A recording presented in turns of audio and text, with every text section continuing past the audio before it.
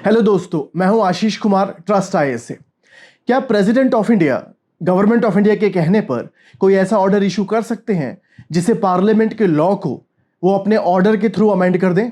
Answer है yes.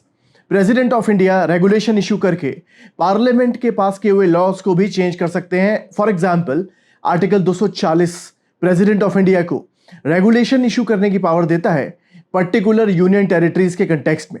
For example Lakshadweep, for example Andaman Nicobar, for example Ladakh. तो उसी पावर का यूज करके प्रेसिडेंट ऑफ इंडिया ने परसों 5 अलग अलग रेगुलेशन इशू करे लद्दाख के कंटेक्स्ट में, और इन रेगुलेशंस के थ्रू उन्होंने लद्दाख के लोगों की कुछ पॉपुलर डिमांड को एक्सेप्ट किया है, उन्हें एड्रेस किया है। पर्टिकुलरली उनमें से जो फेमस लद्दाख के रेजिडेंट है वो है सोनम वांगचुक, जिनका आपने 3 इडियट्स में वर्जन भी देखा है, जिनका आपने नाम 3 इडियट्स के कंटेक्स्ट में सुना भी होगा। Is a famous climate activist as well as a resident of Ladakh, and he was demanding 6th schedule status for Ladakh. खैर, लद्दाख को अभी 6th शेड्यूल स्टेटस तो नहीं मिला है। अगर वो मिल जाता तो लद्दाख की जो लोकल बॉडीज है उन्हें लद्दाख के कंटेक्स्ट में लॉ बनाने की पावर भी मिल जाती पर्टिकुलर सब्जेक्ट्स के ऊपर। खैर, फिलहाल अभी भी जो प्रेसिडेंट ऑफ इंडिया ने 5 अलग अलग रेगुलेशन इशू करे हैं उससे लद्दाख के लोग काफी हद तक खुश हैं। वो लद्दाख के कल्चर को प्रिजर्व करेगा और लद्दाख के लोगों को जॉब्स में काफी हद तक सिक्योरिटी प्रोवाइड कराएगा। मैं आपको इस बारे में बताना चाहता हूं, प्रेसिडेंट ऑफ इंडिया ने रेगुलेशन इशू करके पार्लियामेंट के एग्जिस्टिंग लॉज को अमेंड किया है जो लद्दाख के कंटेक्स्ट में बनाए गए हैं। फॉर एग्जाम्पल, उनमें से एक लॉ है, for example Jammu Kashmir civil services decentralisation and recruitment act 2010। इस लॉ को अमेंड करने के लिए प्रेसिडेंट ऑफ इंडिया ने एक रेगुलेशन इशू करा है। उस रेगुलेशन का नाम है Ladakh civil services decentralisation and recruitment regulation 2025। इस रेगुलेशन को इशू करके प्रेसिडेंट ऑफ इंडिया ने साफ कर दिया है कि अब लद्दाख के अंदर जो भी सरकारी नौकरी निकलेगी जो लद्दाख एडमिनिस्ट्रेशन के अंडर में होगी वो सिर्फ लद्दाख के डोमिसाइल को मिलेगी, लद्दाख के रहने वाले लोगों को मिलेगी, बाहर के लोगों के लिए वो नहीं खुली होगी। अब इसका मतलब क्या है? इसका मतलब यह है कि जो लद्दाख के डोमिसाइल हैं, लद्दाख एडमिनिस्ट्रेशन के अंडर निकलने वाली जॉब्स सिर्फ और सिर्फ उनके लिए रिजर्व करी जाएगी। अब इस बात को समझिए कि लद्दाख का डोमिसाइल कौन है। इसको भी इस रेगुलेशन में साफ किया गया है कि लद्दाख में जो पिछले 15 साल से रह रहे हैं वो लद्दाख के डोमिसाइल कहलाएंगे, या फिर जो लोग लद्दाख के अंदर पढ़ाई कर रहे हैं पिछले 7 साल से और उन्होंने लद्दाख से अपनी 10th या 12th करी है, या फिर जो सेंट्रल गवर्नमेंट ऑफिसर्स हैं, गजेटेड हो या नॉन गजेटेड हो, जो सेंट्रल गवर्नमेंट एम्प्लॉयज हैं जो लद्दाख के अंदर 10 साल से रिक्रूटेड है, मतलब वो लद्दाख के अंदर 10 साल से स्टेशनड है, वहां पर पोस्टेड हैं, उनके बच्चे भी लद्दाख के डोमिसाइल कहलाएंगे। ये बात समझिए आपको कि जो लद्दाख के डोमिसाइल होंगे उनके खुद के बच्चे या उनके स्पाउसेस, मतलब हस्बैंड या वाइफ, उनको भी लद्दाख का डोमिसाइल कहा जाएगा। तो लद्दाख का डोमिसाइल कौन होगा, ये क्लैरिटी इस रेगुलेशन ने दे दी है, और इस डोमिसाइल सर्टिफिकेट को इशू करने की पावर तहसीलदार को दी गई है। अगर आपको कोई दिक्कत है तो डिप्टी कमिश्नर को फर्स्ट एपेलेट बनाया गया है, आप वहां जाकर कंप्लेन कर सकते हैं, अपनी शिकायत दर्ज करा सकते हैं। दूसरा जो बहुत इंपॉर्टेंट रेगुलेशन प्रेसिडेंट ने इशू करा है लद्दाख के कंटेक्स्ट में, उसका नाम है UT of Ladakh reservation amendment regulation 2025। UT of Ladakh reservation amendment regulation 2025। इस रेगुलेशन को इशू करके प्रेसिडेंट ऑफ इंडिया ने साफ कर दिया है कि लद्दाख के अंदर 85% रिजर्वेशन बैकवर्ड कम्युनिटी को मिलेगी। मतलब लद्दाख में 85% जॉब्स जो है वो रिजर्व की जाएंगी एससीज, एसटी, ओबीसी या कोई भी दूसरा सोशल एजुकेशनली बैकवर्ड कम्युनिटी के लिए। मतलब लद्दाख के अंदर 85% रिजर्वेशन है एससी, एसटी, ओबीसी या एससी बीसी कम्युनिटीज के लिए। टोटल मिला के ये रिजर्वेशन होगी 85%। इसके पीछे जस्टिफिकेशन क्या? जस्टिफिकेशन ये है कि आप समझिए इस बात को कि लद्दाख की 90% पॉपुलेशन वो ट्राइबल कम्युनिटी है। अब जहां पर 90% पॉपुलेशन ट्राइबल कम्युनिटी हो सकती है, वहां पर 85% अगर आप रिजर्वेशन देते हैं बैकवर्ड कम्युनिटी को, जिसमें प्रीडोमिनेंटली एसटी ही है, तो ये एक बहुत बड़ा कदम है लोगों के वेलफेयर के कंटेक्स्ट में। और यहां पर आप इस बात को समझिए कि 85% के ऊपर भी इकोनॉमिकली वीकर सेक्शन को रिजर्वेशन दी जा सकती है। मतलब ये ईडब्ल्यूएस के रिजर्वेशन को हटाकर 85% है, इसके ऊपर ईडब्ल्यूएस को रिजर्वेशन दी जा सकती है, जिसके कंटेक्स्ट में सेपरेट रेगुलेशन इशू किया जा सकता है। तो हम क्या समझे? हम ये समझे कि अब लद्दाख एडमिनिस्ट्रेशन में जो जॉब निकलेगी वो सिर्फ लद्दाख के डोमिसाइल के लिए होगी। लद्दाख का डोमिसाइल कौन है मैंने अभी बताया आपको। साथ ही में लद्दाख एडमिनिस्ट्रेशन में जो जॉब्स निकलेगी वो सिर्फ लद्दाख के डोमिसाइल को मिलेगी, जिसमें 85% रिजर्वेशन बैकवर्ड कम्युनिटी की होगी, जिसमें प्रीडोमिनेटली ट्राइबल कम्युनिटी ही है।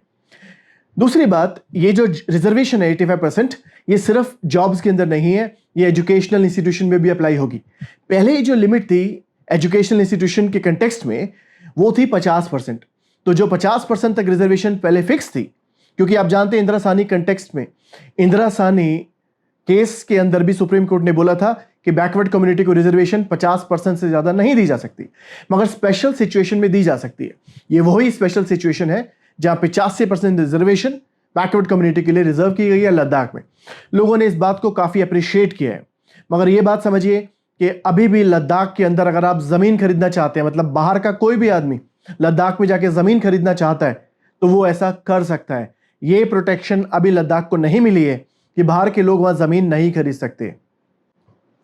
लद्दाख के कल्चर को पर्टिकुलरली प्रिजर्व करने के लिए प्रेसिडेंट ऑफ इंडिया ने एक और रेगुलेशन इशू करा है, उसका नाम है Ladakh official language regulation 2025। Ladakh के अंदर उन्होंने कुछ लैंग्वेजेस को ऑफिशियल लैंग्वेज डिक्लेयर किया है, और याद रखिएगा ये ऑफिशियल लैंग्वेज कॉन्स्टिट्यूशन के 8th शेड्यूल में दी हुई 22 लैंग्वेजेस से अलग भी हो सकती है।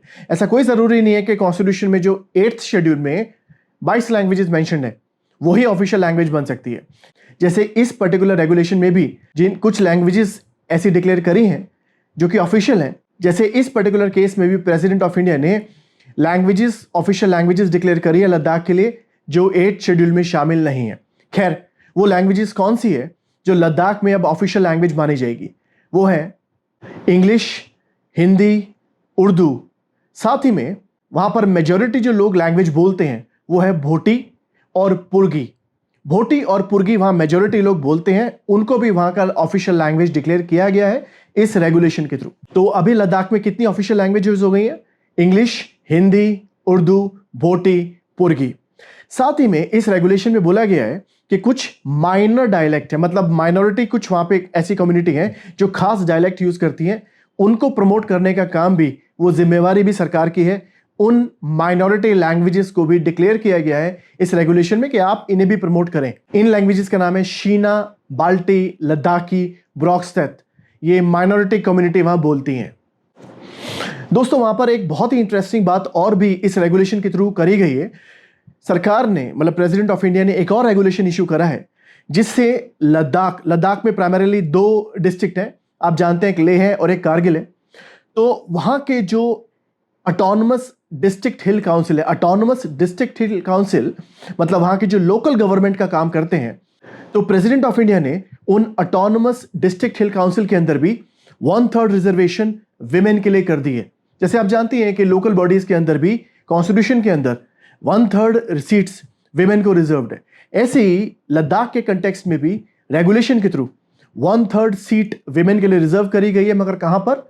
ऑटोनमस डिस्ट्रिक्ट हिल काउंसिल के अंदर, जो उस एरिया के लिए लोकल बॉडी का काम करता है, मतलब वहां की जो डेवलपमेंट है उसके लिए डिसीजन लेना, उसको इंप्लीमेंट करना, इन ऑटोनमस डिस्ट्रिक्ट काउंसिल का काम है, जिनमें अब 1/3 सीट विमेन को रिजर्व करी गई है। तो दोस्तों, याद रखिएगा कि इस सब के बावजूद भी ये बहुत अच्छे कदम हैं जो कि लद्दाख के कल्चर को प्रोटेक्ट करेंगे, विमेन राइट्स को एनहांस करेंगे और वहां के रहने वाले लोगों की इकोनॉमिक कंडीशन को भी इंप्रूव करेंगे, क्योंकि वहां पर अब जो जॉब होगी सिर्फ उनके लिए रिजर्व होगी। तो ये बहुत ही अच्छा कदम है, मगर अभी भी लद्दाख को 6th शेड्यूल स्टेटस नहीं मिला है। आप वहां लद्दाख में जाके जमीन खरीद सकते हैं। दूसरी बात, ये सारे रेगुलेशंस जो हैं फर्दर रेगुलेशन इशू करके इनमें चेंज लाया जा सकता है। कहने का मतलब है ये सारे प्रोविजन जो मैंने अभी आपको बताए, इन्हें फिलहाल कॉन्स्टिट्यूशन में ऐड नहीं किया गया है, इन्हें कॉन्स्टिट्यूशनल प्रोटेक्शन नहीं दी गई है। कल को नया रेगुलेशन लाकर इनमें आसानी से चेंज लाया जा सकता है, जो मुझे लगता है शायद लाने की जरूरत ना भी पड़े। तो होपफुली लद्दाख के लोग काफी खुश हुए होंगे, सोनम वांगचुक जी भी काफी खुश होंगे और आज हम भी काफी खुश हैं। Thank you very much. Stay blessed, stay happy.